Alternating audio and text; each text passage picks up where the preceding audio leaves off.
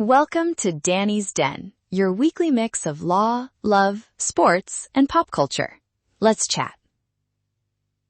Picture this. It's Sunday, the kids' big game, sun on the field, and a new partner arrives late wearing the other team's cap. A few sharp words, a long text thread. The rest of the weekend feels fragile. I see that scene a lot. My short take. One sentence to carry through today. Protect the kids' routine and document the rest. Do those two things well, and you reduce drama, protect the kids, and keep yourself out of unnecessary court fights. Here's the legal reality in plain English. Judges care about stability and the child's best interests. That's broad, but what it really means day to day is this. Routines matter. Who gets the child on which days, school decisions, and anything that changes their regular life are the things courts watch most closely. Quick example. I once had a client who moved weekend pickups around by text and never recorded it. When custody got disputed later, the judge asked for patterns, and the only evidence was fuzzy texts. Not a good look. Moral, keep records when you shift routines. Introducing a new partner is one of those high-signal moments that can either calm things down or blow them up. Rule of thumb, wait until the relationship is stable enough that an introduction isn't fleeting. Give notice to the co-parent and always put safety first. A simple neutral script for the other parent.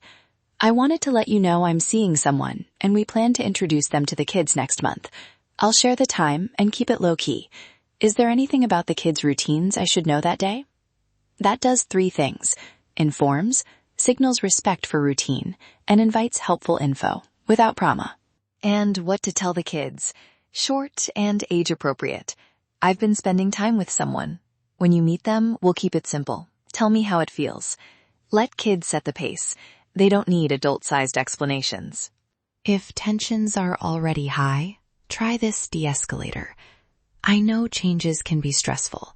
I'll give you X days notice and keep pictures private for now. That shows responsibility and creates a factual timeline if anything gets disputed later. Now, keeping game day rituals intact. Kids live for the little things. The pregame playlist, the postgame snack, that fence side high five. When two households share a child, those rituals are anchors. Think of a 9-year-old Saturday soccer game. That pregame snack might be the whole ritual for them. Practical moves that actually work. Use a shared calendar for games and practices.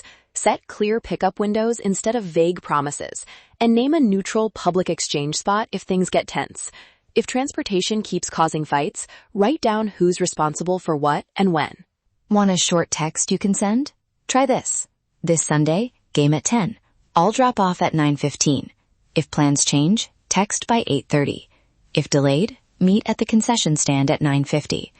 Clear, predictable, public, and makes it harder for a small surprise to turn into a conflict. About discipline. Different houses will have different rules, and that's okay to an extent. Negotiate the big items, bedtimes during the season, screen rules around practice days, and how consequences flow between homes. Put these baseline agreements in writing, an email or a short text, so everyone knows the baseline. A sample sentence for negotiation. Can we agree to keep game nights to an earlier bedtime by 30 minutes through the season? If rules change, we'll discuss before switching. Short, specific, and easy to document. When to call a lawyer. If there's an immediate safety issue, call professionals. If someone's repeatedly violating a court order or trying to make major unilateral changes, like switching schools or moving schedules permanently, get legal advice. But before you do anything dramatic, try documenting concerns and requesting mediation. Courts prefer parents who try to collaborate first. Okay, a tiny ritual you can use right after the game. The 60-second music reset. Pick a short, kid-friendly R&B or mellow hip-hop instrumental. No distracting lyrics. Before the ride home, everyone takes 60 seconds together. Step 1, 3 slow breaths. Step 2, each person says one quick win from the day. I ran hard. I blocked a shot. I cheered loud. Step 3, one thing we're grateful for. That minute pulls the pace down and helps kids land emotionally. Why this works. It's short, consistent, and non-judgmental. It doesn't try to fix feelings. It just names them and moves everyone toward the same tempo before transitions. Quick recap checklist to try next game day. Confirm the schedule on a shared calendar at least 48 hours out. Use the neutral text templates for introductions and changes. Name a neutral exchange spot and a backup plan for lateness. Put 2 core household rules in writing so they follow the child. Try the 60-second music reset. Remember, protect the routine, document the rest. If you'd like the templates from today's episode, the sample text, the short parental agreement, or playlist ideas for the reset, visit the show page and request them via the contact form. If this episode helped, subscribe to Danni's Den so you don't miss next week's tips on law, love, sports, and music. Let's chat. Thanks for listening to Danni's Den. Catch you next week.